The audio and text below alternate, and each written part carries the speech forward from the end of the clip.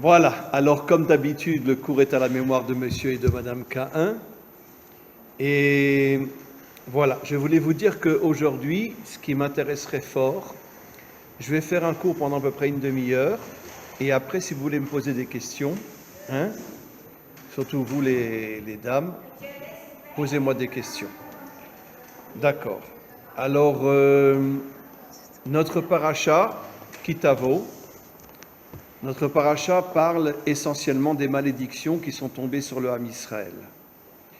Mais le Zohar, que j'ai lu ce matin, dit quelque chose d'absolument extraordinaire. Ça va la guerrière? Ah oui. Le Zohar dit quelque chose d'absolument extraordinaire. C'est que la délivrance finale se cache dans les malédictions. Voilà ce que dit le Zohar. Que la délivrance finale se cache dans les malédictions. Alors bien sûr, il faut comprendre pourquoi. En vérité, dans un autre domaine, nos maîtres nous disent que le Oraganouz, la lumière cachée, se cache dans la matière et qu'elle se dévoilera au moment de la délivrance finale.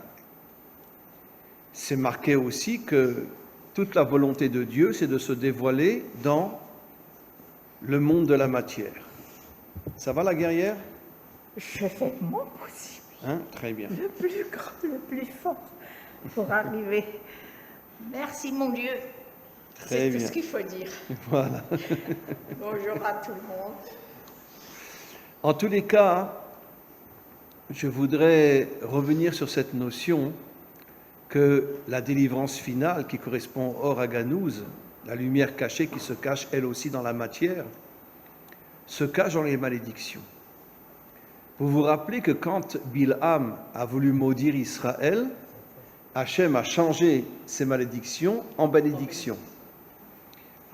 Mais qu'est-ce que ça veut dire que la délivrance se cache dans les malédictions? Qu'est-ce que ça veut dire? Je vais vous donner un exemple. Un exemple, je retiens mes larmes, mais bon, parce que c'est quand même quelque chose d'assez terrible. N'oublions pas que, bon, il y en a qui disent que c'est 6 millions de juifs qui sont morts dans les camps de concentration, il y en a qui disent que c'est 9 millions. Ça s'est terminé en 1945, mais en 1948, le Ham Israël est revenu sur sa terre. Les premiers qui ont voté pour le retour d'Israël sur leur terre, vous savez qui c'est? Les Russes.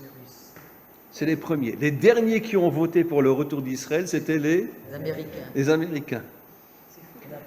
Mais les Russes étaient les premiers qui ont voté pour le retour d'Israël sur sa terre. En 1948, 3 ans après, 6 millions, 9 millions de Juifs meurent dans les camps de concentration. Et finalement, 3 ans après, c'est le retour d'Israël sur sa terre. Bien que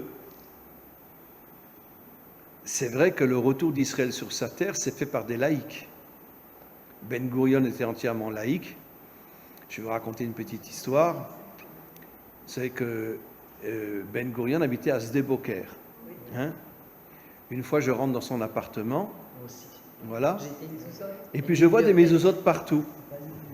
Alors je suis très étonné. Je vais voir une responsable là-bas et je lui dis mais pourquoi il a des mezuzot à sa porte, Ben Gurion? Ben Gurion, il n'était pas religieux du tout. Alors elle me dit comme ça à voix basse, c'est parce qu'il y a beaucoup de religieux qui viennent ici. Alors on met des mezuzot, mais lui il n'avait pas de mezuzot. Il n'avait pas de mezuzot à ses portes. Il n'avait pas de mezuzot à ses portes. C'était un vrai laïc. En vérité, c'est les laïcs qui nous ont ramenés en Israël. Et même si, évidemment, il y a une minorité de croyants en Israël, la grande majorité, 80%, ne sont pas religieux. Et vous savez qu'il y a beaucoup de restaurants pas cachers à Tel Aviv, et beaucoup de gens mangent dans les restaurants qui ne sont pas cachers à Tel Aviv ou dans d'autres endroits aussi. Mais bon, arrêtons de parler de ça. Mais quoi qu'il en soit, je voudrais revenir sur cette notion. Pourquoi la délivrance finale se cache dans les malédictions? Quel rapport? Les malédictions, ça veut dire que, je vais expliquer dans quelques instants, le Ham Israël a été maudit. N'oublions pas qu'il a eu 4 exils, dont le dernier dure toujours. N'oublions pas que malgré tout, on est dirigé aujourd'hui par la démocratie. La démocratie, c'est un système laïque. La séparation entre l'Église et l'État, la séparation entre la synagogue et l'État, ça a commencement de la Révolution française, où les révolutionnaires, qui étaient tous des laïcs, ont voulu séparer la religion de la matière. Et la démocratie, c'est la séparation entre... Aujourd'hui, tous nos dirigeants sont laïcs en Israël. Il y en a eu un qui était un petit peu religieux, c'était Begin. Mais je ne dis pas qu'il était 100% religieux, mais disons qu'il était un petit peu mieux que les autres. Mais tous nos dirigeants sont complètement laïcs. Bibi est complètement laïque. Et donc c'est ce qu'on appelle la démocratie. Alors, la question est, mais pourquoi la délivrance finale se cache dans les malédictions? Alors, je vais vous donner un exemple et puis après je vais approfondir. Le Talmud dit que plus un homme est bien, plus un homme est authentique, comme notre cher ami, que j'aime énormément, que plus un homme est authentique et plus il a des épreuves dans ce monde. Si un homme est négatif, si un homme est mauvais, Hachem le laisse profiter de ce monde, et puis après il descend en enfer, au Gehinnom, en hébreu. Mais si un homme est authentique, si un homme est bien, il a beaucoup d'épreuves dans ce monde. Pourquoi? Parce que ce monde s'appelle Midat Hadin, comme je l'ai déjà expliqué, un monde de rigueur.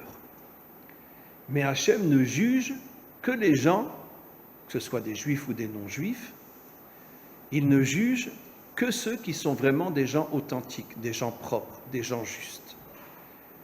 Ça veut dire quoi des gens justes?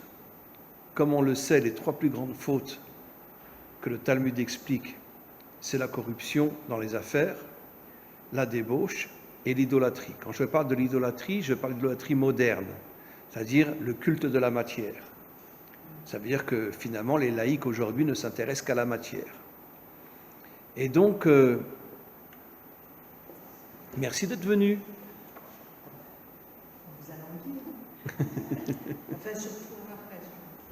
Ah bon? Ah, plus que moi? C'est pas gentil, ça. Et en tous les cas, encore une fois, ce monde s'appelle un monde de rigueur. Et comme disent nos maîtres, la rigueur ne s'attaque qu'aux gens qui sont des gens propres, des gens justes, des gens authentiques. Alors, donnons des exemples. Rabbi Akiva a été torturé à mort et il souriait. Les Romains ont fait venir tous ses élèves pour le voir mourir. Ils lui ont arraché la peau et il riait. Alors un de ses élèves a crié, il lui a dit « Mais Rabbi Akiva, mais pourquoi tu ris ?» Alors il a répondu, c'est dans le Talmud, il a répondu « Parce que ce monde est un monde de rigueur et comme moi je suis un homme bien, c'est tout à fait normal que je souffre. » Et il riait. Ce n'est pas le seul. Il y a eu beaucoup de rabbanim qui ont été complètement massacrés. Et Rabban Gamliel aussi a été décapité, je crois. Ils lui ont coupé la tête. Et Rabban Gamliel, ils lui ont coupé la tête. Il y a eu 10 autres grands maîtres à l'époque de Rabbi Akiva qui ont été torturés à mort par les Romains. Maintenant, ce qui est très très intéressant, c'est que finalement les plus grands maîtres d'Israël, à l'origine, n'étaient pas juifs. Rabbi Akiva était un descendant de Sisra, le pire ennemi d'Israël. Son père s'est converti et il a converti son fils. Mais au départ, son père n'était pas juif et Rabbi Akiva, qui était déjà né, n'était pas juif non plus. Et donc, il s'est converti, son père, et il a converti son fils Rabbi Akiva. Il n'avait qu'un seul fils à cette époque-là. Rabbi Meir était la famille de César, Onkelos étaient de la famille de César.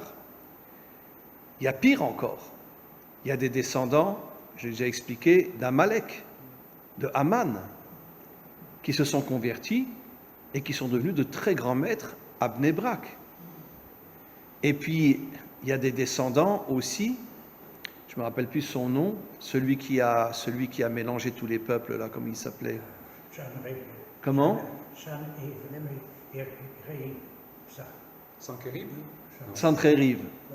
Sancheriv, bravo, qui a mélangé tous les peuples pour casser les identités nationales. Parmi ses descendants, 2 se sont convertis et sont devenus les maîtres de Hillel et Shammai. Ça veut dire que, je suis désolé de vous le dire, la grande majorité des maîtres d'Israël sont tous des convertis. Rabbi Akiva est considéré comme le plus grand maître de tous les temps. C'est un converti. Rabbi Meir est considéré comme l'un des plus grands maîtres de tous les temps.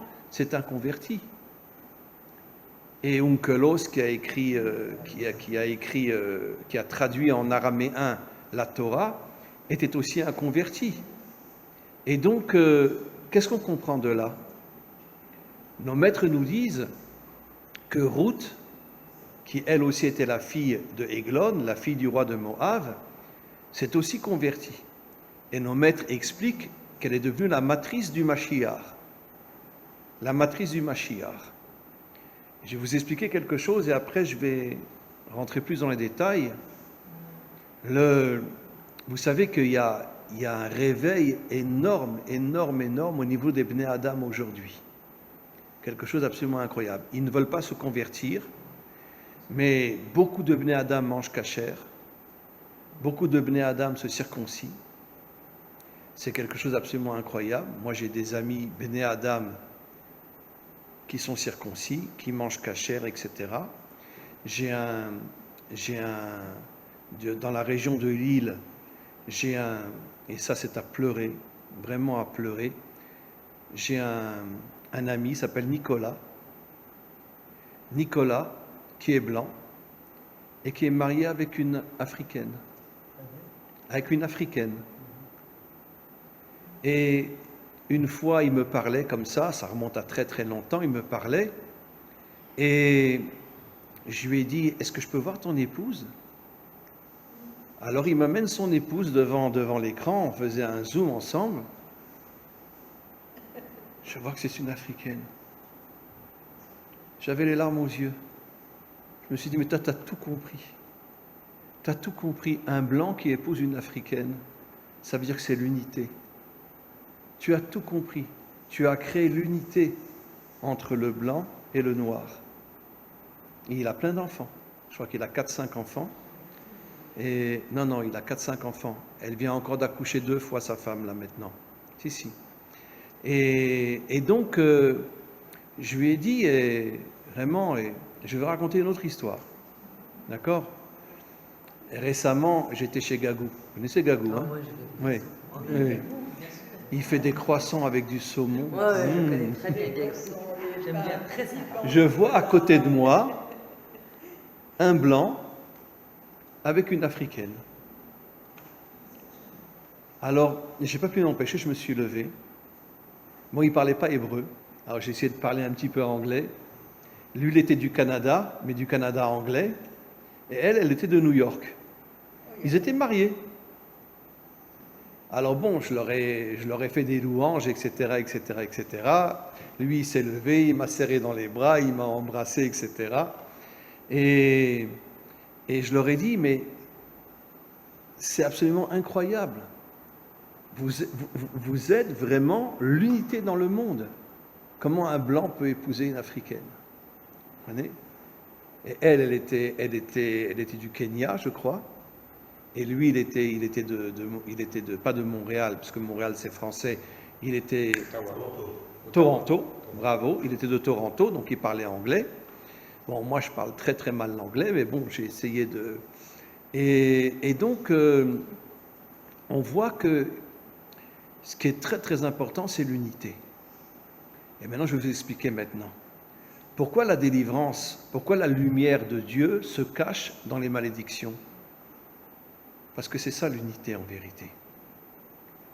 Les malédictions, c'est quoi? Eh bien, plus un homme est grand, plus il est authentique, plus il est honnête, et plus il lui tombe des épreuves sur la tête. Je ne voudrais pas dire malédiction, parce que bon, c'est marqué klala, mais il lui tombe des épreuves sur la tête. Et il lui tombe des épreuves sur la tête. Et bon, j'ai déjà raconté cette histoire, mais c'est pas grave, je la raconte encore une fois. Vous savez qu'en Belgique, mon père vivait en Belgique, il est arrivé à l'âge de 6 mois, il est né en Pologne, mais il est arrivé à l'âge de 6 mois en Belgique. Les Allemands ont pris tous les enfants de Belgique, de Bruxelles, pardon, et les ont mis dans un train pour les envoyer à Auschwitz. Vous savez qui c'est qui a sauvé les enfants? Ça a pleuré. La reine de Bruxelles, la reine de Belgique. Elle a donné de l'argent aux Allemands et elle leur a dit, écoutez, sortez tous les enfants du train. Et donc mon père aussi est sorti du train. Et donc il était dans le train pour aller à Auschwitz. Et donc les Allemands ont accepté parce qu'elle leur a donné beaucoup d'argent. Mais par contre, ils n'ont pas laissé le train vide. Après, ils ont pris que des adultes et ils les ont mis dans le train pour les envoyer à Auschwitz. Mais elle n'a rien fait parce que bon, elle ne pouvait pas constamment donner de l'argent, mais au moins les enfants ont été sauvés. Et donc, maintenant je reviens à ce que j'explique. Plus un homme est authentique, et plus il a des épreuves dans ce monde. J'ai déjà cité Rabbi Akiva qui a été torturé à mort, etc. Et beaucoup d'autres rabbanim, 10 rabbanim ont été torturés à mort à l'époque de Rabbi Akiva. Et n'oublions pas tout ce qui s'est passé dans notre histoire. On a eu 4 exils. L'exil de Babylone, l'exil de Perse, l'exil de Grèce et le dernier exil qui dure toujours. Parce que même si on est revenu sur notre terre, il y a encore beaucoup de Juifs qui ne sont pas encore sur notre terre. Et on est dans la démocratie qui n'a rien à voir avec le judaïsme. Et donc, tous nos dirigeants sont laïcs, etc. Et maintenant, je vais expliquer quelque chose de très important. Pourquoi le monde, je ne parle pas de tout le monde, bien sûr, il y a des tas de gens qui sont des gens extraordinaires, comme notre ami, qui ne dit que des bonnes choses sur Israël. Mais je peux dire que la majorité du monde déteste Israël. Et on s'attend à la guerre de Gog. Et la guerre de Gog va avoir lieu, tous les prophètes le disent. À mon avis, ce sera les Américains et les Perses qui vont attaquer Israël. Mais bon, on va voir. Mais quoi qu'il en soit, pourquoi le monde déteste Israël? Alors je vais vous dire quelque chose.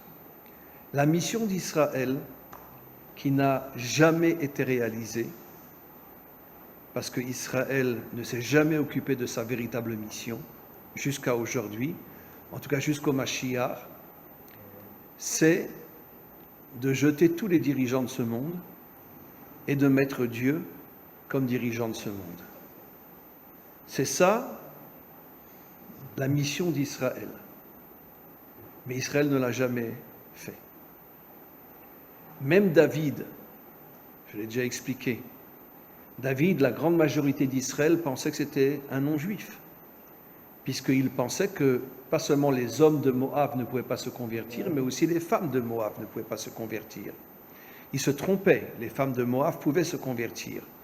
Mais bon, la majorité des Juifs pensaient que David, il le détestait. Le Talmud dit que l'homme qui a été le plus détesté par les Juifs, c'était David. Le plus détesté. Et même Shaoul a voulu le tuer. Et donc, parce qu'il pensait qu'il n'était pas juif et qu'il n'avait pas le droit d'être roi. Il se trompait complètement. Oui. Voilà. Et son père s'appelait Ishaï, mais tout le monde pensait que toute cette famille n'était pas juive. Absolument.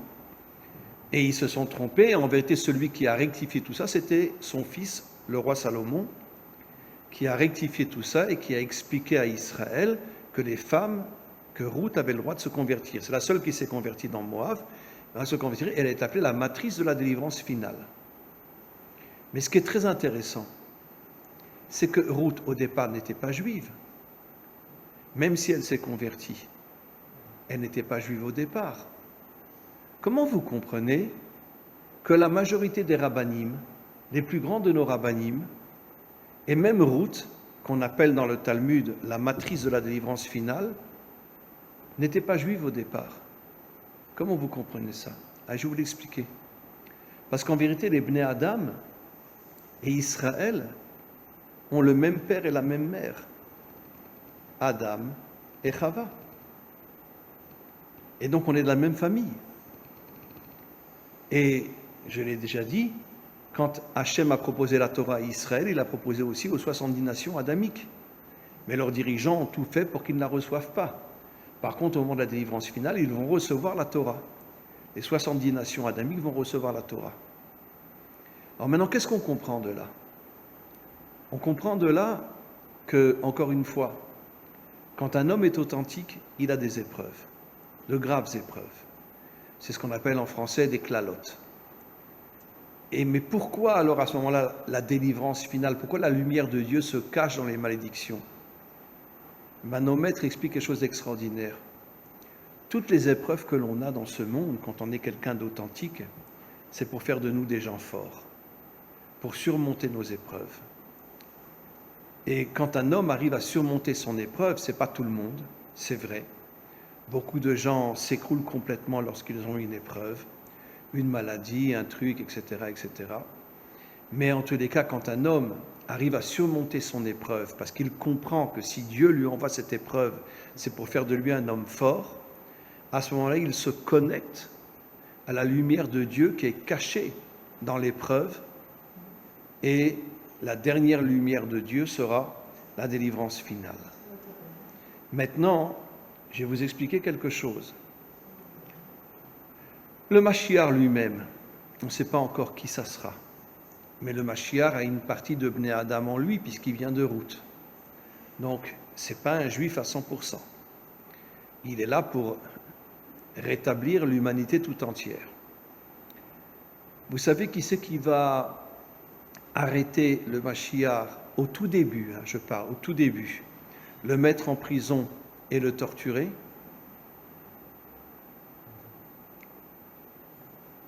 J'ose pas le dire. Les juifs laïcs, quelque chose Les comme juifs ça. laïcs. Ah voilà. Les juifs laïcs, Je suis pas étonné. et je vais expliquer pourquoi, vont attraper le Mashiach, ils vont le mettre en prison et ils vont le torturer. Et vous savez pourquoi? Parce que les juifs laïcs ne veulent pas que les dirigeants quittent ce monde. Ils ne veulent pas que Dieu dirige ce monde. Bah, Évidemment, Bah oui. bien sûr. Et en vérité, ceux qui vont attraper le Mashiach, ce sera les dirigeants d'Israël qui vont l'attraper, qui vont le torturer. Bon, lui, ça sera un homme d'une force inimaginable parce qu'il est connecté à la Bina, qui donne des forces surnaturelles. Et donc, d'une certaine manière, le Mashiach va résister à toutes les tortures qu'il va avoir au tout début de son dévoilement. Mais après, il sortira de prison. Il va arriver à sortir de prison, je ne sais pas comment. Ça, nos maîtres ne le disent pas. Et puis après, il va monter une armée pour se battre contre tous les méchants de ce monde. Et je l'ai déjà dit, je me répète, qui sera la majorité des soldats dans l'armée du Mashiach? Des non-juifs. Des non-juifs. Parce que les 70 nations adamiques sont beaucoup plus importantes qu'Israël. Et donc, la majorité des soldats dans l'armée du Mashiach seront des non-juifs qu'on appelle les Bnei Adam. Les Bnei Adam. Et avant de rentrer dans l'armée du Mashiach, le Mashiach donnera la Torah aux 70 nations adamiques. Et les 70 nations adamiques auront la Torah. Pas forcément la Torah d'Israël, mais en tout cas, il y aura beaucoup de commandements dans lesquels, et d'ailleurs, récemment, j'avais un cours et j'ai expliqué au Bnei Adam que Rosh Hashanah, c'est la naissance d'Adam et Ève. Rosh Hashanah, ce n'est pas le début de la création. Rosh Hashanah, c'est le 6e jour, la naissance d'Adam et Ève. Et c'est pour ça que je leur ai expliqué que les Bnei Adam devaient aussi faire, pas comme Israël, mais devaient aussi faire Rosh Hashanah, parce que ce sont des descendants d'Adam et Ève. Donc ils doivent faire aussi Rosh Hashanah. Il y a beaucoup de Bnei Adam qui font Rosh Hashanah. Comment? J'entends pas, pardon? Non, c'est Rosh Hashanah la création de l'homme. En vérité, Rosh Hashanah, c'est la création d'Adam et Ève le 6e jour. On ne parle pas du 25 Elul, on parle de la création d'Adam et Ève. Pourquoi? Parce que c'est le principal. C'est le principal de toute la création. C'est la création d'Adam et Ève qui, bon, malheureusement, sont tombés dans la faute. Mais après, comme je l'ai déjà expliqué, Adam revient dans le Mashiach et Chava revient dans la femme du Mashiach. Et donc finalement, ils réparent leurs fautes et ils vont purifier l'humanité tout entière. Donc, encore une fois, je voudrais approfondir encore un peu plus et puis après, je vous laisserai poser des questions. Pourquoi le bien se cache dans le mal? Eh bien, regardez, l'arbre de la connaissance du bien et du mal. Pourquoi on dit l'arbre de la connaissance du bien et du mal? Parce qu'en vérité, le bien se cache dans le mal. C'est ce que nos maîtres expliquent, surtout le Zohar explique, que le bien se cache dans le mal. Mais qui supporte le mal? Les gens bien. Les gens bien. C'est eux qui supportent le mal. Parce que ceux qui sont des gens pourris, eux, ont une belle vie. Mais après, ils tombent en enfer. Et ils n'en sortent plus. Ils ont un Yetzirah terrible. Mais bien sûr. Oui, mais pas tous combattent leur Yetzirah. Vous comprenez? Mais par contre, quelqu'un qui est un homme bien, il a des épreuves pour faire de lui un homme fort. Et justement, et se cache le Or Haganouz, la lumière cachée, dans toutes les épreuves qu'il reçoit. Et il devient, à ce moment-là, quand il arrive à surmonter ces épreuves, il devient un homme fort. Un homme qui comprend que ces épreuves qu'il reçoit, c'est justement, elles viennent de Dieu pour faire de lui quelqu'un de fort. Je voudrais juste conclure et terminer, et j'espère que vous allez me poser des questions, pour expliquer quelque chose d'assez fort.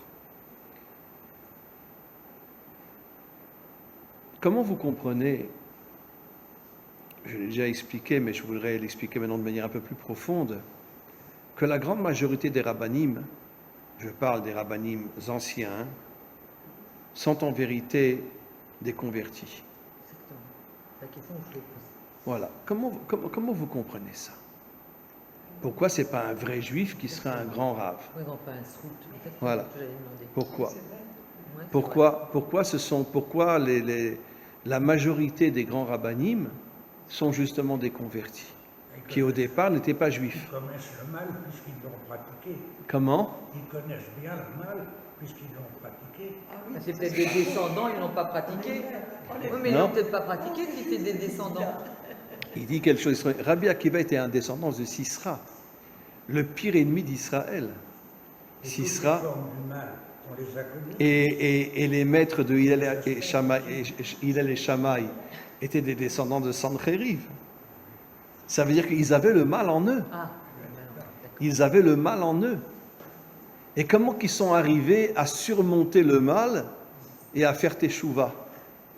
Vous savez que nos maîtres nous disent que ce monde a été créé pour la Teshuvah.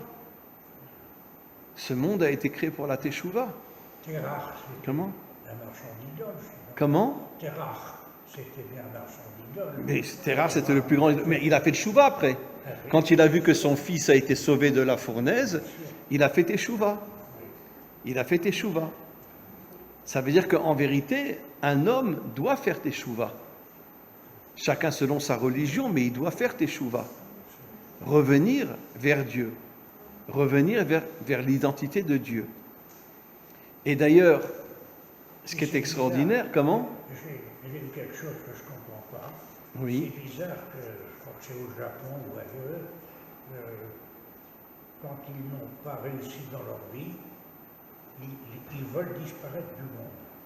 qui se font Harakiri. Hein? Harakiri. Harakiri. Ou Oui. même se faire brûler, ou même Oui, dans le monde asiatique, il y a beaucoup de suicides.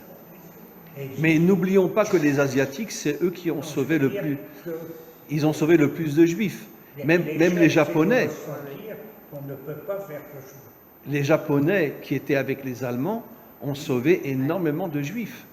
Pareil, les Chinois aussi ont sauvé énormément de Juifs. Comment? Il y a un consul japonais. Un consul japonais, et le gouvernement a laissé le consul accueillir énormément de Juifs au Japon. Et bon, ils sont restés pendant toute la guerre au Japon, mais on leur a fait aucun mal. Alors pourtant que les Japonais étaient avec les Allemands. Mais d'un autre côté, c'est assez surprenant que les Asiatiques ont sauvé énormément de Juifs. Je parle des Chinois et des Japonais. Et les Japonais encore plus que les Chinois.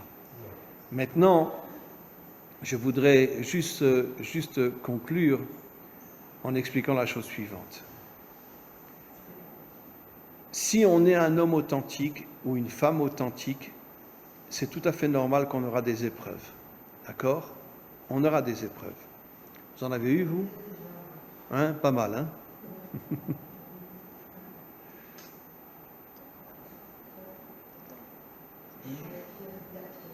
Tout le monde a des épreuves dans ce monde. Comment? Les épreuves permettent de réparer en même temps. Mais bien sûr, les épreuves permettent de réparer. Mais l'épreuve par elle-même, si on fait la traduction en hébreu, ça s'appelle Nisayon. Oui, Et dans le Shuresh, mais dans la Torah, on appelle ça une klala.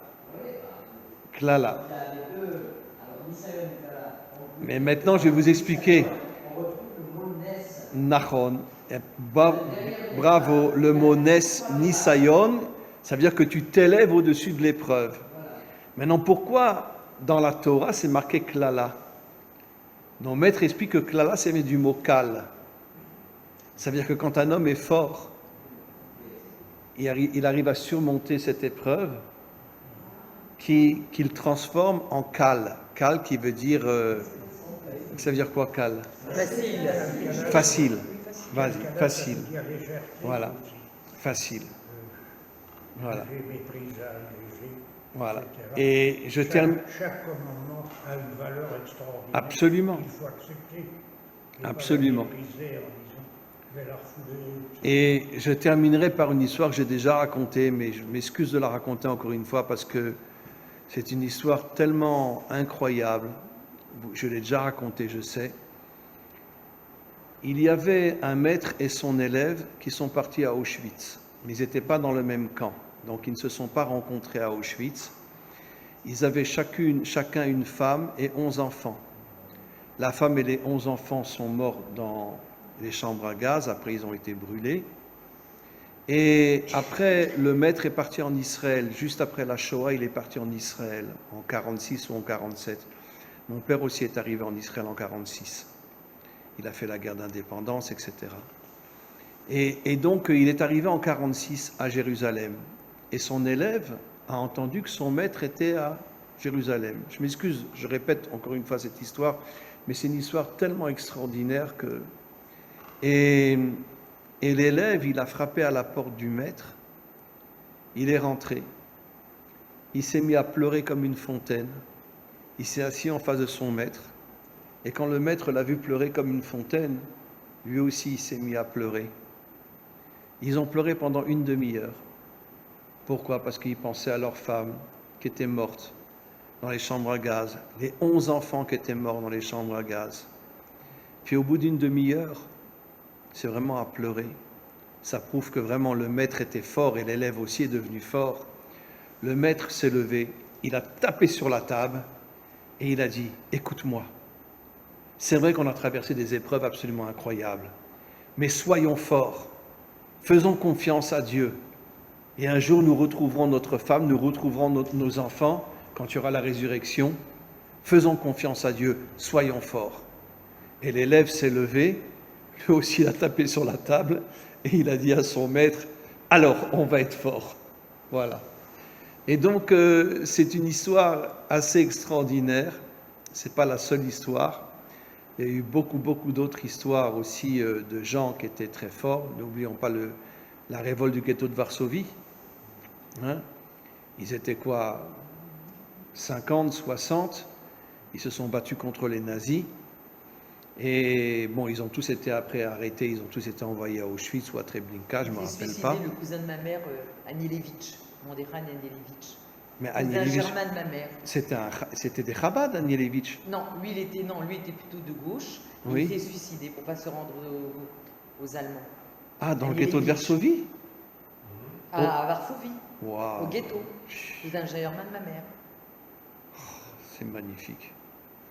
Pour éviter d'aller à Auschwitz, il s'est suicidé. Il s'est suicidé. Mhm. Et d'ailleurs, il y a un kibbutz, Yad Mordechai. Yad Mordechai.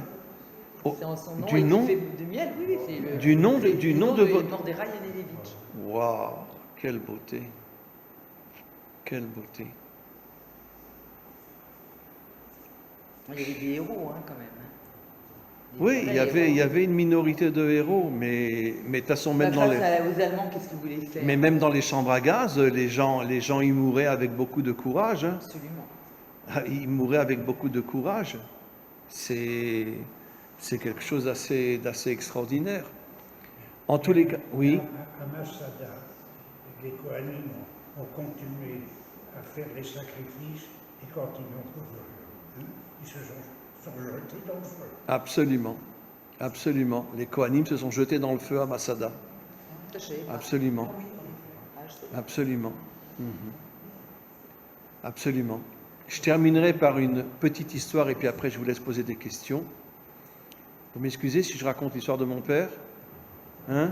J'ai déjà raconté 1000 fois, mais c'est pas grave. Elle est tellement belle cette histoire-là. Mon père est rentré dans un train pour aller à Auschwitz. Il était très maigre. Parce que mon père, à l'âge de 9-10 ans, il commençait déjà à fumer. Mais par contre, il ne mangeait pas. Parce que les Juifs n'avaient pas de nourriture à cette époque-là. Il était à Bruxelles. Il est arrivé à l'âge de 6 mois à Bruxelles. Et il est rentré dans un train pour aller à Auschwitz.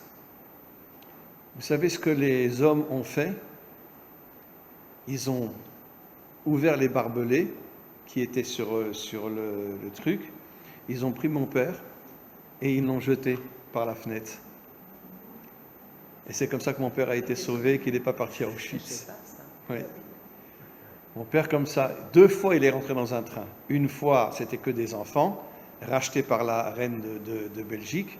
Et une autre fois, dans le train pour aller à Auschwitz. Et voilà. Et je terminerai par vous raconter une histoire assez extraordinaire aussi. C'est que ma mère, elle a perdu toute sa famille à Auschwitz. Mon père a perdu toute sa famille à Auschwitz. Et bon, mon père est parti c'est le fondateur du kibbutz Mishmar HaNegev dans le sud, à côté de Netivot. Et ma mère est arrivée en 1948 en Israël. Elle est partie au kibbutz Mishmar HaNegev. Elle a rencontré mon père et ils se sont mariés. Mes parents, d'accord, je m'excuse de le dire, détestaient Dieu. Parce que comme ils ont perdu toute leur famille comme ça, ils ne pouvaient plus croire en Dieu. D'accord? Et je m'excuse de vous le dire, mais moi jusqu'à l'âge de 16 ans, je mangeais des crustacés, je mangeais du porc, C'est je bon, mangeais... hein, crustacés, hein. Ah, le jambon, c'est délicieux. hein. Le homard Surtout et avec tout, du beurre. Le jambon beurre, c'est délicieux. Voilà. Et moi, j'ai fait Teshuvah pendant la guerre de Kippour. J'avais 16 ans. J'ai fait Teshuvah pendant la guerre de Kippour. Et parce que bon, j'ai entendu tellement de choses que je me suis dit, bon allez, je peux plus rester un non-juif, parce que je vivais comme un non-juif. hein. Et je veux redevenir juif. Et mes parents détestaient Dieu. Une fois, j'ai demandé à ma mère, quand j'étais tout petit, j'avais 7-8 ans, j'ai dit, maman, tu crois en Dieu? Vous savez ce qu'elle m'a répondu? Qu'il aille se faire foutre. Comment? Pourquoi? Je lui ai dit, maman, pourquoi tu dis ça? Elle me dit quoi? Toute ma famille est morte à Auschwitz et je vais croire en Dieu? Comme ça, elle m'a répondu. Mais grâce à Dieu, quand moi j'ai fait Teshuvah, j'ai ramené toute ma famille et j'ai ramené mon frère, ils ont tous fait Teshuvah, ma mère aujourd'hui est très religieuse, etc. Mon père aussi, bon, pendant un certain temps, il était un peu moins religieux, mais après, il est devenu très, très religieux. Et mon frère aussi, mon frère a des enfants extraordinaires, qui sont tous très charidim. Et donc, pourquoi vous pleurez? Non, c'est ma cataracte. Ah bon, cataracte. Vous avez le droit de pleurer hein, de ce que je raconte. Hein. Non, c'est ma cataracte. Voilà. Et vous savez qui c'est qui m'a fait faire Teshuvah complètement? C'est le Rav Sitruk. Oui. J'ai fait un séminaire avec le Rav Sitruk. Je suis tombé dans sa classe. Un homme Ah oui, c'est extraordinaire. a pleuré. Ah, je suis d'accord. Un homme a pleuré. C'est lui qui m'a fait faire Teshuvah. Parce que j'ai commencé à faire Teshuvah, mais je n'étais pas encore religieux. 3 mois après, j'ai fait un séminaire. Je suis rentré dans la classe du Rav Sitruk. Et il y avait 3 Ravs. Je suis rentré dans la classe du Rav Sitruk. Et c'est lui qui m'a fait faire Teshuvah. Quand je reviens chez moi, j'avais... Alors, non. Quand je suis arrivé au séminaire, j'avais les cheveux très longs, j'étais un hippie. Alors, j'avais les cheveux très très longs, j'avais les cheveux jusque-là. Alors, après, je me suis coupé les cheveux au séminaire, d'accord? Et puis j'ai mis une kippa sur la tête. Et quand je reviens à la maison, ma mère me regarde, elle me dit « Mais qu'est-ce que tu fous avec une kippa sur la tête ?» Alors je dis « Maman, j'ai fait tchouva, j'ai une kippa sur la tête. » Eh bien, je vous dis, ma mère, quand elle m'a vu, elle a commencé à faire teshuvah elle aussi. Mon père, ça a pris un peu plus de temps, mais ma mère a commencé à faire teshuvah. Et voilà. En tous les cas, je terminerai la conclusion pour vous dire que bon, vous avez tous fait teshuvah, Baruch Hashem. C'est très très très important la teshuvah. C'est très très important. Parce que nos maîtres nous disent que ce monde a été créé pour la Teshuvah. Ça veut dire que même si on faute, on transforme les fautes en bien. C'est pour ça que nos maîtres nous disent que un juste est moins haut qu'un Baal Teshuvah. Pourquoi? Parce que le juste, lui, il ne faute pas. Mais par contre, le Baal Teshuvah, il transforme ses fautes en bien. Et le fait de transformer le mal en bien, c'est quelque chose de beaucoup, beaucoup plus haut que uniquement vivre dans le bien. Et c'est pour ça que le Baal Teshuvah, disent nos maîtres, est beaucoup plus haut que le juste. Voilà. Mais ne jamais fauter aussi quand on est juste, ça ne doit pas être évident. Jamais fauter, rester toujours au même niveau quand on est injuste, pas évident non plus. Hein. Oui. Ne jamais être attiré par des choses... Je vous signale que Rabbi Akiva a épousé une non-juive qui s'est convertie, qui était la femme du gouverneur de Jérusalem. La femme, la deuxième femme du gouverneur de Jérusalem, parce qu'à cette époque-là, il y avait la polygamie. Et donc, et les Romains aussi se mariaient avec plusieurs femmes. C'était sa deuxième femme. Et le gouverneur, après, a eu une grave maladie, je ne sais pas, il est mort. Et Rabbi Akiva est venu voir sa femme, et elle n'était pas encore juive, c'est marqué dans le Talmud. Il lui a dit, est-ce que tu veux m'épouser? Alors elle lui a dit, mais je ne suis pas juive. Alors il lui a dit, convertis-toi. Elle a accepté de se convertir, et elle est devenue la deuxième femme, parce qu'il avait épousé déjà une première femme, qui s'appelait... Rachel, elle était morte. Oui, Rachel était morte. Oui. Bravo, Rachel était morte. Et il a épousé une deuxième femme qui était une Romaine. Et elle a décidé de se convertir. Elle est devenue une véritable juive, pratiquante, etc. C'est marqué dans le Talmud. Et elle est devenue la femme de Rabbi Akiva. C'est pour ça qu'elle a été tuée, je crois, par le mari ou un truc comme ça. Oui, ça veut dire que le mari était déjà mort. Mais les Romains, quand ils ont appris qu'ils s'étaient mariés avec la femme du gouverneur de Jérusalem, ils l'ont attrapé, ils l'ont torturé à mort. Exactement. Voilà. Alors bon, il nous reste que 10 minutes. Y a-t-il une question?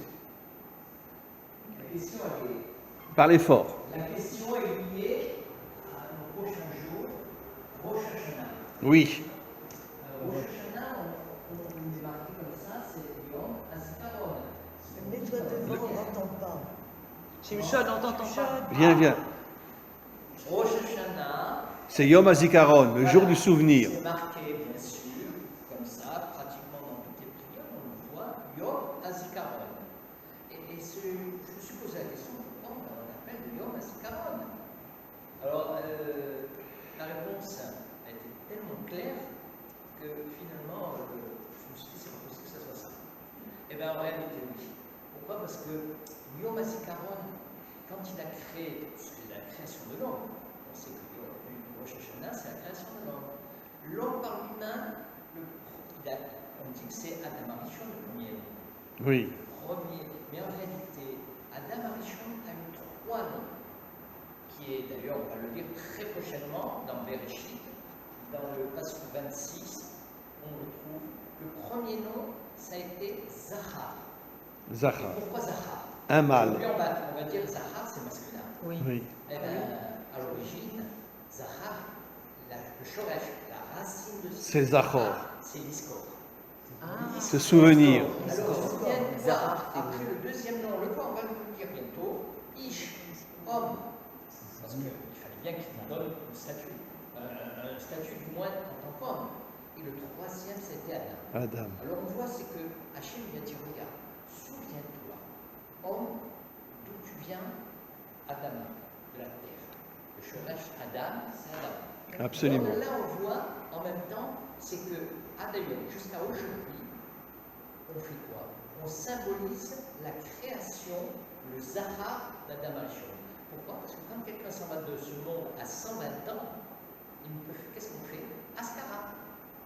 L'Askara. Askara. On se souvient de sa vie. Askara, c'est le souvenir. Là, c'est pour Bravo. cela que le Yom HaZikaron représente exactement le souvenir de la création de l'homme. Bravo.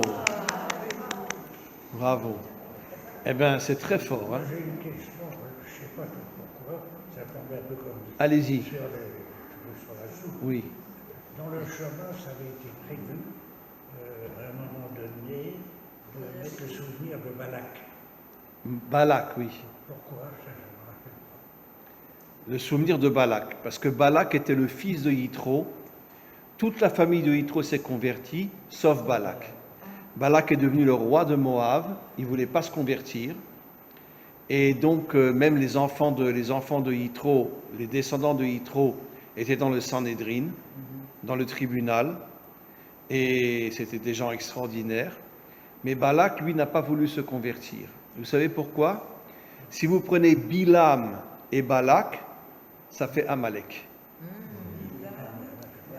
Ça fait Amalek. Bilham, Donc, dans la- Balak a fait venir Bilham.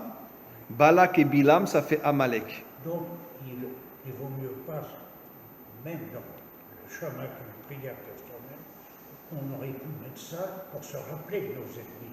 Oui, en vérité, nos pires ennemis, c'était Balak et Bilam, qui représentent le mot Amalek. Absolument.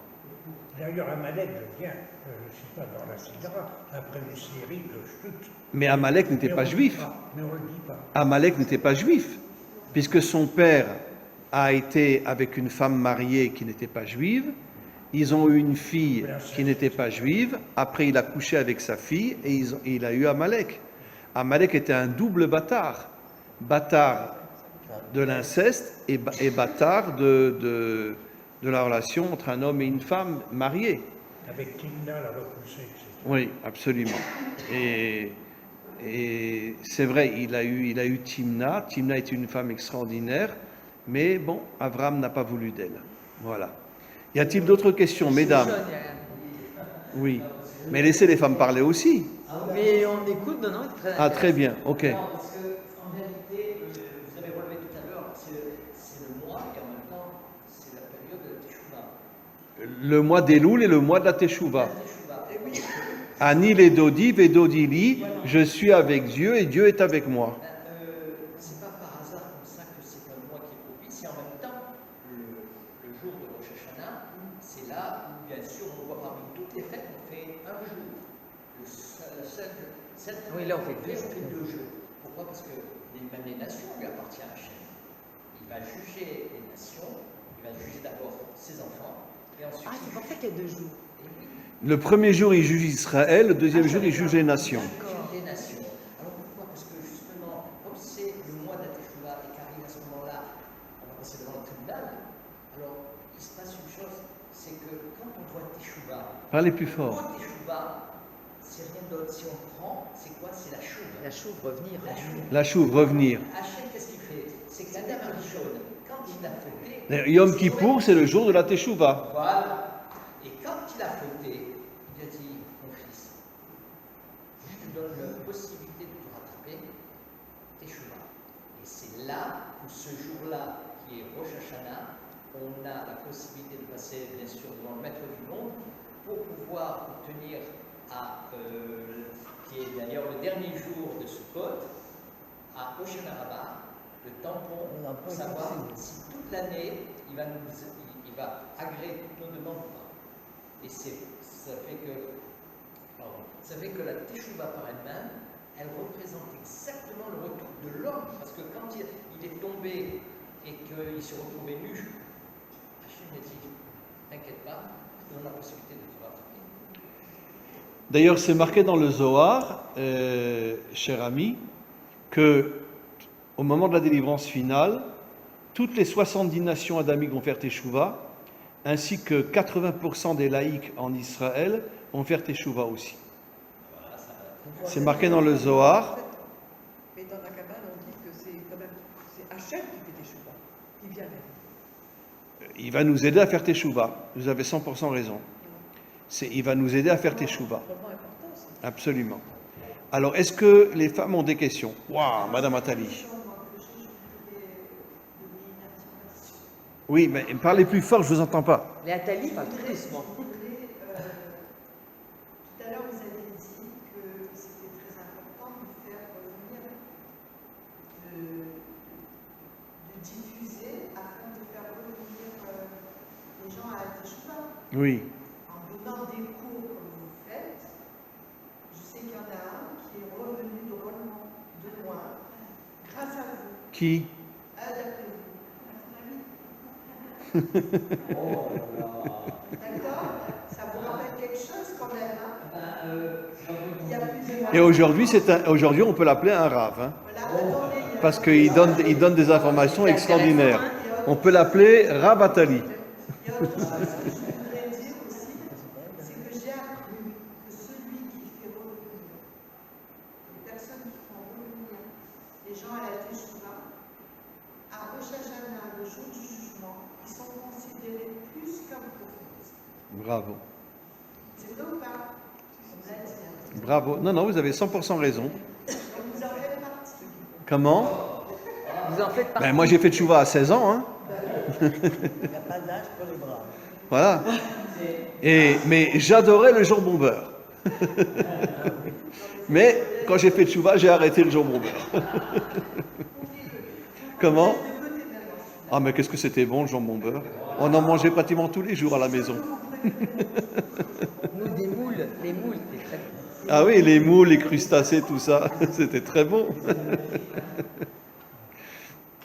Et alors, ma mère, elle faisait le dimanche, elle faisait du lapin avec des Kneidler. Elle faisait du lapin avec des Kneidler. Alors, les Kneidler, c'est Ashkenaz, c'est les petites boulettes, voilà. Mais elle faisait du lapin avec des Kneidler. Bon, mais grâce à Dieu, on a fait Teshuvah. Et c'est la chose la plus importante, parce que comme je l'ai déjà dit, ce monde a été créé pour la Teshuvah. Et donc, quand on fait Teshuvah, c'est la chose la plus extraordinaire qu'on puisse faire. Voilà, y a-t-il Moi, une... je dois juste dire quelque chose. Parce que... Bravo.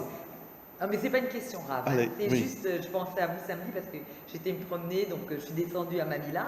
Oui. De Mamilla, je suis remontée vers la ville, par les murailles comme ça. Oui. Et il y avait un monsieur avec deux religieux. Il avait des énormes paillasses, Oui. énormes, Péot. péotes. On peut dire énormes. paillesse aussi. Bon, Ça brille. des énormes paillasses. Je vous signale juste un instant que dans cette rue-là, il y a quelque chose d'absolument incroyable à tomber par terre. Il y a un religieux avec des péotes qui travaille dans la construction d'un immeuble. Avec des péotes jusque-là. Un ultra-orthodoxe. Un jour, je me suis arrêté, je lui ai dit, mais je ne comprends pas, mais pourquoi tu travailles ici? Vous savez ce qu'il m'a répondu? Il m'a dit, mais moi, je suis un homme authentique, moi. j'étudie la Torah, mais je travaille aussi, même si j'ai des péotes, comme ça. Donc Continue. le monsieur marchait avec des religieux et tout. Il était habillé un genre pantalon, pas spécialement noir et tout, avec un pantalon, des énormes paillesses, des chaussures découpées genre comme ça, et une énorme mitraillette dans le dos. Ah. Et je me suis dit, si je vois Machiar dans la rue, je vois pas Machiar, mais pour moi, la représentation, et alors quand vous avez dit les ultra-religieux qui font maintenant de plus en plus, on le voit, mais vraiment, les grosses paillesses, la mitraillette un samedi avec les chaussures, c'était une image pour moi du vrai juif, quoi, du authentique. Mais vous savez qu'il y a de plus en plus, il y a de plus en plus de datis aujourd'hui qui ont des papillotes. Hein, Tout à fait, j'en vois. qui ont de plus en plus, jusqu'à il y a à peu près 5-6 ans, les datis n'avaient pas de paillotes. Mais aujourd'hui, vous voyez des tas de datis avec des péotes encore plus grandes que celles des Haridim. C'est incroyable. Là c'était une image extraordinaire. Voilà. Alors, y a-t-il une dernière question, mes amis? Une dernière question. Elisheva. Non, j'ai pas de questions. Mais on a eu beaucoup de questions et de réponses. On a eu les deux. Alors, il n'y a plus de questions? Cher ami, vous avez une question? Oui. J'ai entendu dire que mois des Louls, donc on sonne le chauffard, Oui. mais pas les séfarades. Si? Oui, les Ashkenazim sonnent le chauffard, pas les Sfaradim. Pourquoi? Sincèrement, je ne sais pas. Je ne saurais pas vous Mais répondre. là ça tombe un samedi, vendredi soir samedi, non? On va pas sonner le chauffard le samedi. Ben, on a 3 jours. On a Shabbat Shabbat, c'est ça, donc on sonne et le dimanche. Shabbat. Non, 2 jours. Shabbat et dimanche. Pourtant, quand on assiste au slichot ou au kotel, on entend le chauffard. Bien sûr. Parce qu'il y en a, Ashkenaz. Voilà. Non, c'est peut-être des Sfaradim aussi, hein, parce que, voilà. Ah, je sonne aussi. Oui. Oui. Au thème Tov. Voilà. De- Voilà, mes amis. Ah, vous avez une question, vous aussi? La dernière. Alors, vas-y. C'est pas une question, c'est un autre. Mais viens ici, monsieur le Rav.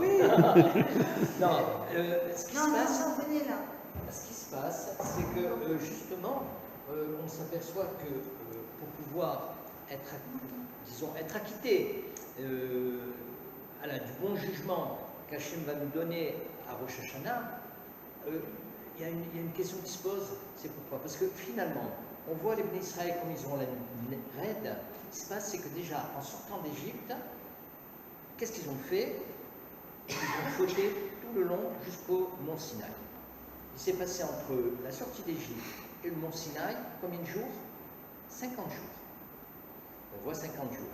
Hachem s'est mis en colère. Correspond à la Bina. Voilà. Il s'est mis en colère, et puis à partir de là, qu'est-ce qui s'est passé? Il s'est passé que Hachem leur a dit, bon, voilà, comme je suis miséricorde, automatiquement, je vous donner un rattrapage. Il va leur donner le mois des loups. Il leur dit, voilà, à partir de ce moment-là, vous allez vous rattraper, vous allez faire Teshuvah. Et du premier Elul, maintenant, on va aller, ça commence à Teshuvah jusqu'à Hoshana Rabbah. Qu'est-ce qu'on voit? C'est que de la sortie d'Égypte jusqu'à Shavuot, 50 jours. De premier Elul jusqu'à Hoshana Rabbah, il y a combien de jours?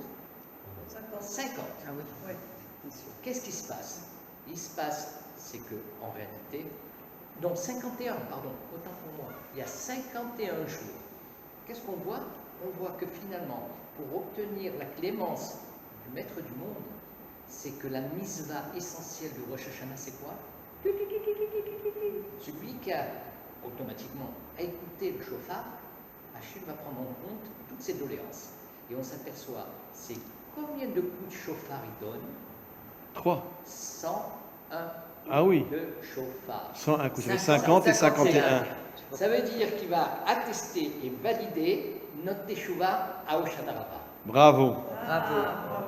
Allez, on se revoit la semaine prochaine. donne beaucoup de temps. Bravo, bonne